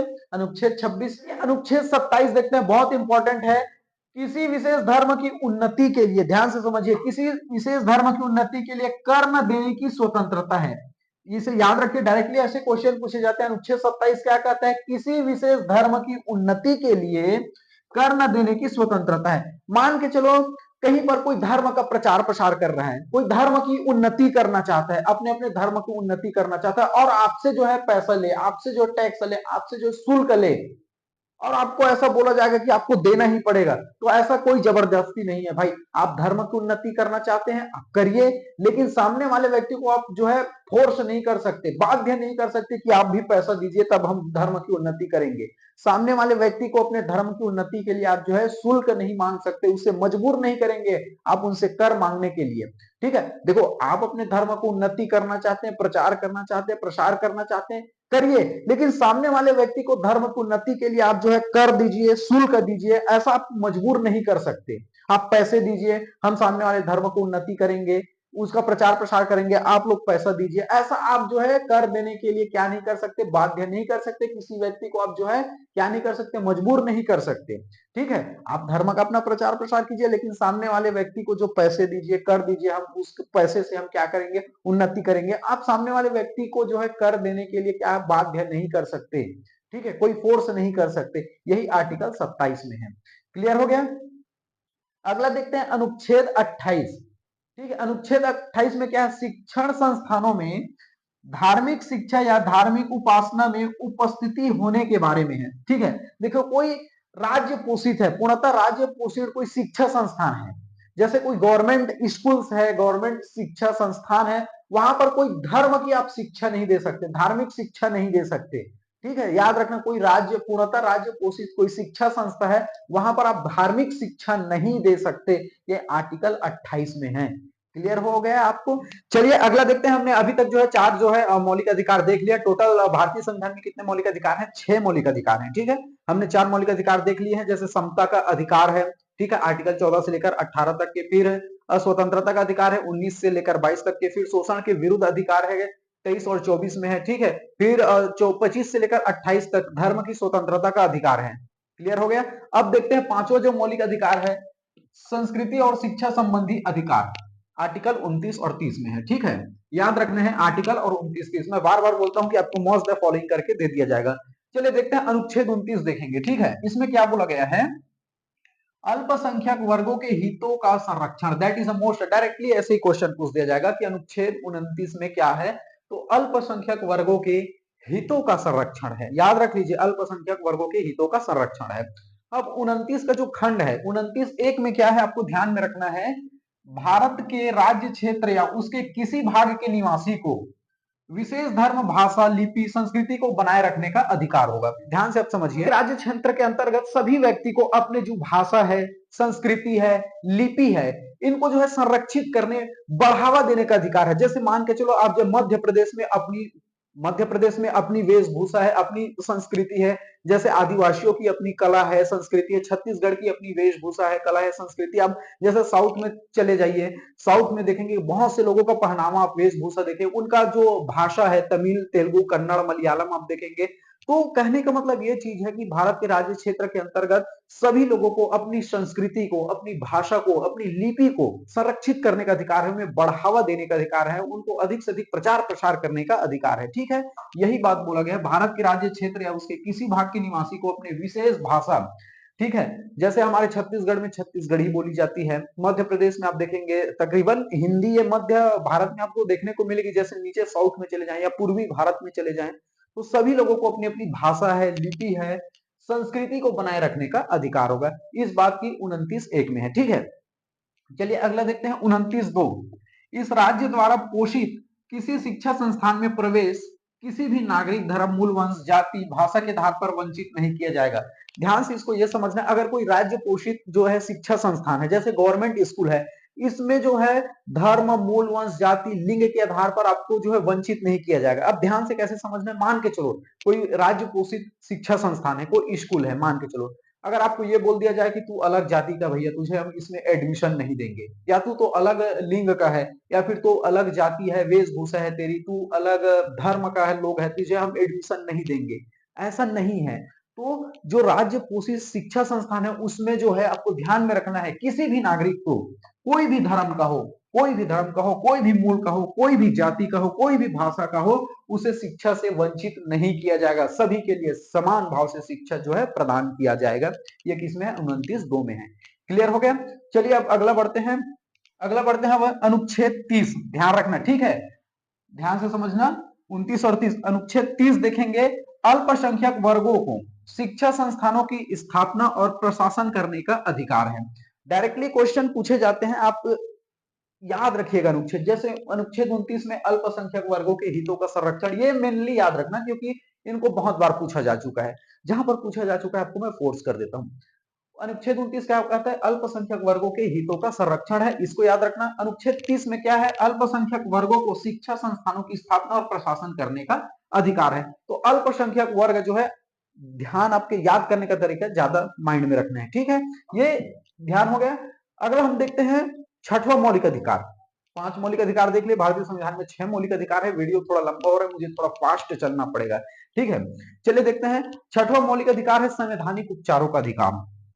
संवैधानिक उपचारों का अधिकार, ठीक है, डायरेक्टली क्वेश्चन पूछे जाते हैं कि संवैधानिक उपचारों का अधिकार किस अनुच्छेद में है? अनुच्छेद 32 में। याद रख लीजिए क्योंकि बहुत बार रिपीटेड क्वेश्चन है। संवैधानिक उपचारों का अधिकार किस अनुच्छेद में? अनुच्छेद 32 में है। और इसे जो है संविधान की आत्मा कहा जाता है या हृदय कहा जाता है। इसको आर्टिकल 32 को। समझ आ रहा है ये? ठीक है। संवैधानिक उपचार के अधिकार किसमें है? किस अनुच्छेद में है? अनुच्छेद 32 में है और इसे संविधान की आत्मा या हृदय कहते हैं। अभी इसे स्टेट पीसीएस 2023 या 24 में पूछा हुआ था। ठीक है, लेकिन अभी एक दो साल के अंतर्गत जो स्टेट पीसीएस का एग्जाम हुआ इसमें यही पूछा गया था छत्तीसगढ़ में। ठीक है, तो संविधान की आत्मा या हृदय किसे कहते हैं? संवैधानिक उपचारों का अधिकार या अनुच्छेद 32 को कहते हैं। क्लियर होगा? अगर संविधान की रीड अगर पूछे तो किसे कहते हैं भैया? आप कमेंट करके बताइए, मैंने बहुत डिटेल से बताया है। ठीक है, संविधान का रीड किस अनुच्छेद के कहते हैं और इसे जो क्या कहते हैं? संविधान की आत्मा या हृदय कहते हैं। ठीक है, अब आर्टिकल 32 देख लेते हैं, ध्यान से समझना है आपको। इसे संविधान की आत्मा या हृदय कहते हैं। क्लियर हो गया? मूल अधिकार उल्लंघन या हनन होने पर, ध्यान से आप समझना है, आपके मूल अधिकार का अगर हनन होता है या उल्लंघन होता है, ध्यान में रखना है अनुच्छेद 32 के तहत, ये अनुच्छेद 32 देख रहे हैं, अनुच्छेद 32 के तहत सुप्रीम कोर्ट, याद रखना सुप्रीम कोर्ट जो है 5 प्रकार के रिट जारी करता है। अब इसको कैसे पूछा जाएगा मैं पूरा डिटेल में आपको इसको बताऊंगा, क्योंकि इसे संविधान की आत्मा है और हृदय है, तो मेरा भी फर्ज बनता है आपको बहुत डिटेल से आपको बताऊं मैं। ठीक है, ध्यान से एक बार रिपीट कीजिए मेरे साथ।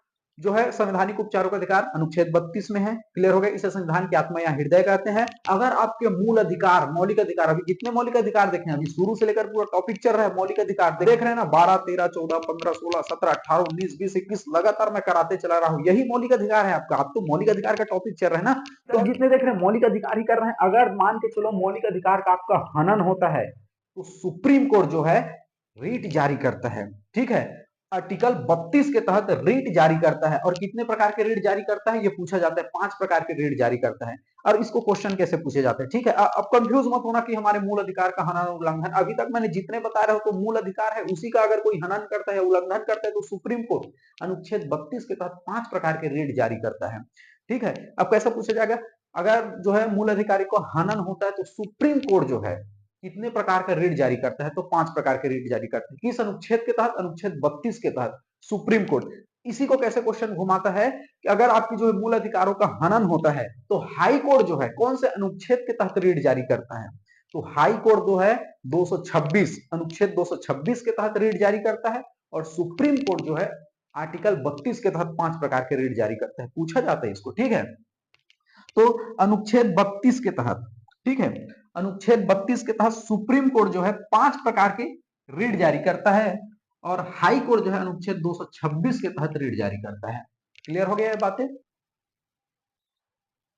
चलिए देखते हैं 5 प्रकार के रीट के बारे में देखेंगे, बहुत बहुत इंपॉर्टेंट है। ठीक है, और मैं बार बार बोल रहा हूं कि आपको एक ही वीडियो में जो है सारे मौलिक अधिकार, जितने भी 6 मौलिक अधिकार है पूरे कंप्लीट कराया जा रहा हूं मैं, तो थोड़ा आप जो है धैर्य रखिएगा। वीडियो थोड़ा लंबा हो रहा है, मुझे भी पता है, मुझे भी बहुत मेहनत करना पड़ रहा है, तो आप आराम से देखिए तो आपको क्या तकलीफ होगा, है नहीं? ठीक है, थोड़ा इंजॉय से पढ़िएगा।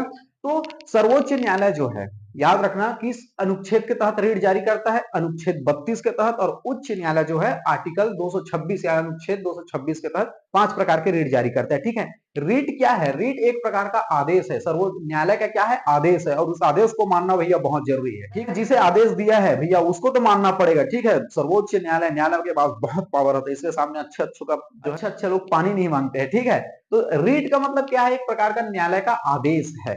क्लियर समझिए? 5 प्रकार के रीट देखेंगे। सबसे पहले हम देखेंगे बंदी प्रत्यक्षीकरण। बंदी प्रत्यक्षीकरण इसे क्या कहते हैं? Habeas corpus. डायरेक्टली क्वेश्चन पूछे जाते हैं, हैबियस कॉर्पस इसका मतलब क्या होता है? या बंदी प्रत्यक्षीकरण। एक और सभी 5 तरह के रीट दे दिए जाएंगे, एक तरफ उनका अर्थ दे दिया जाएगा आपको, मैच द फॉलोइंग करके पूछा जाता है। ठीक है, और जहां पर गवर्नमेंट एग्जाम में पूछे जाते हैं मैं पूरा डिटेल बताते चला जाऊंगा। ठीक है, 5 प्रकार के रीट होते हैं, कभी कभी पूछ दिया जाएगा कितने प्रकार के रीट जारी होते हैं? 5 प्रकार के। ठीक है, पहला है बंदी प्रत्यक्षीकरण। बंदी प्रत्यक्षीकरण को क्या कहते हैं? Habeas corpus. हैबियस कॉर्पस का मतलब क्या होता है? शरीर प्राप्त करना। ठीक है, शरीर प्राप्त करना। क्लियर? ऐसे ही पूछ दिया जाएगा हैबियस कॉर्पस या बंदी प्रत्यक्षीकरण, आपको एक और पूरा इसका अर्थ दे दिया जाएगा। तो बंदी प्रत्यक्षीकरण का मतलब क्या होता है? शरीर प्राप्त करना। बंदी प्रत्यक्षीकरण को आपको मैं थोड़ा बता देता हूं डिटेल में। देखो, मान के चलो आपके घर का कोई व्यक्ति है जिसे पुलिस ने गिरफ्तार कर लिया, या आपके रिश्तेदार है या आपके दोस्त को पुलिस ने गिरफ्तार कर लिया। ठीक है, आप ढूंढ ढूंढ के परेशान है कि हमारा बच्चा कहाँ है। अरे गिरफ्तार किया है, ठीक है, तो हमें उसे मिलना है कि कहाँ है वो, आखिर हमें पता नहीं है। आप ढूंढ ढूंढ के परेशान हो गए हैं। ठीक है, तो भैया आप ये रेड याचिका दायर कीजिए। ठीक है, सुप्रीम कोर्ट या हाई कोर्ट में। फिर न्यायालय जो है एक रिट आदेश देगा, ठीक है, अरे भैया हैबियस कॉर्पस, हैबियस कॉर्पस, ओए भैया जिसने आपने गिरफ्तार किया उसे 24 घंटे के अंदर जो है न्यायालय के समक्ष प्रस्तुत कीजिए, ठीक है। ये होता है बंदी सशरीर प्राप्त करना का मतलब क्या है, आप किसी व्यक्ति को गिरफ्तार कर लिया, आप परेशान है कि वो कहाँ है, भैया हमें उनसे मिलना है, बातें करनी है, वो कहाँ है आखिर। तो सुप्रीम कोर्ट या हाई कोर्ट में आप क्या करेंगे, याचिका दायर करेंगे, फिर जो है रीड देगा, आदेश देगा सुप्रीम कोर्ट, ओ भैया हैबियस कॉर्पस, ठीक है, हैबियस कॉर्पस, ये जो है रीड जारी करेगा, आदेश जारी करेगा सुप्रीम कोर्ट, भैया 24 घंटे के अंतर्गत जो है उस व्यक्ति को जो है न्यायालय के समक्ष जो है प्रस्तुत कीजिए कि उसे बंदी बनाए जाने, उसे जो है गिरफ्तार किए जाने के पीछे का कारण क्या है, उसकी प्रॉपर जांच हो सके। यह क्या है, बंदी प्रत्यक्षीकरण, हैबियस कॉर्पस। देखो अनुच्छेद 32 को इसलिए जो है संविधान की आत्मा या हृदय कहा गया है। हैबियस कॉर्पस का मतलब क्या होता है, उसे सशरीर प्रस्तुत करो भैया, प्रस्तुत करो, न्यायालय के समक्ष प्रस्तुत करो आप, ठीक है। चलिए अगला देखते हैं, परम आदेश, परमा आदेश। परमा आदेश मतलब मैंडेमस, इसका मतलब होता है हम आदेश देते हैं, इसका अर्थ को भी याद रख रहे हैं, ठीक है, हम आदेश देते हैं। ऐसे आपको मैंने अभी क्या बताया, एक और आपको क्या कर दिया जाएगा, मैं इसको फॉलोइंग करके, जैसे बंदी प्रत्यक्षीकरण, सशरीर प्रस्तुत प्राप्त करना, मैंडेमेंस या परमा आदेश, हम आदेश देते हैं, ऐसा आपको मैं इसको फॉलोइंग करके पूछा जाता है, ठीक है। अब इसको मैं समझाते चले जाता हूँ। परम आदेश, मान के चलो कोई गवर्नमेंट ऑफिसर है या कोई लोक प्राधिकारी, वो अपने कर्तव्य का पालन नहीं कर पा रहा है, ठीक है। मान के चलो कोई गवर्नमेंट टीचर है भैया, वो 10 बजे उनका ड्यूटी है आने का, पता चलो वो हफ्ता हफ्ता भर गायब रहता है, 3 बजे 4 बजे स्कूल आता है। कोई गवर्नमेंट और ऑफिसर है, एसडीएम है, तहसीलदार है, डिप्टी कलेक्टर है, मान के चलो उनका 10 बजे का टाइम हो, आता है 3 बजे आता है, आराम से सोकर उठकर, शाम को 3 बजे आता है, आधा घंटा रहता है, कोई काम नहीं करता भैया, वो निकल जाता है। तो आप क्या करेंगे, सुप्रीम कोर्ट या हाई कोर्ट में जो है याचिका दायर करेंगे, फिर वहां से आएगा भैया, क्या आएगा, परमा आदेश, रेड जारी करेगा, हम आदेश देते हैं भैया तुम जो है अपना काम सही ढंग से करो, वरना फिर सुप्रीम कोर्ट या हाई कोर्ट के आगे अच्छे अच्छे टिक नहीं पाते हम, ठीक है। अगर कोई व्यक्ति लोक प्राधिकारी अपने कर्तव्य का पालन नहीं कर पा रहा है, याचिका दायर कीजिए, फिर सुप्रीम कोर्ट जो है, हाई कोर्ट जो है क्या करेगा, परमादेश, रेड जारी करेगा, फिर देखिए उसका क्या हाल होता है। समझ आ रहा है, ये होता है परमादेश या मंडमेंस, हम आदेश देते हैं। समझ है, मैं थोड़ा फास्ट करूं क्योंकि वीडियो लंबा हो रहा है, लेकिन आप इजिली समझ आ रहा होगा ऐसा मैं आशा करता हूं।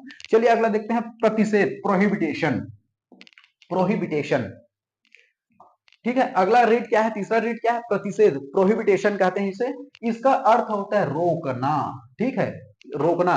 और यह रीड जो है सिर्फ न्यायपालिका से संबंधित है, न्यायपालिका से संबंधित है, ठीक है, याद रखना है आपको, इसका अर्थ भी याद रखना है। जैसे बंदी प्रत्यक्षी, हैबियस कॉर्पस का मतलब होता है शरीर प्राप्त करना, परमा आदेश मैंडेमेस का मतलब होता है हम आदेश देते हैं, प्रतिषेध, प्रोहिबिटेशन, इसका अर्थ होता है रोकना, और यह सिर्फ न्यायालय से संबंधित है। मान के चलो कोई अधीनस्थ न्यायालय है, डिस्ट्रिक्ट कोर्ट है मान के चलो, या लोअर कोर्ट है, वो अपने अधिकार क्षेत्र से बाहर जाकर कार्य करती है, तो ऊपर वाला जो हाई कोर्ट है मान के चलो क्या करेगी भैया, उसके कार्य को रोक देगी, ठीक है।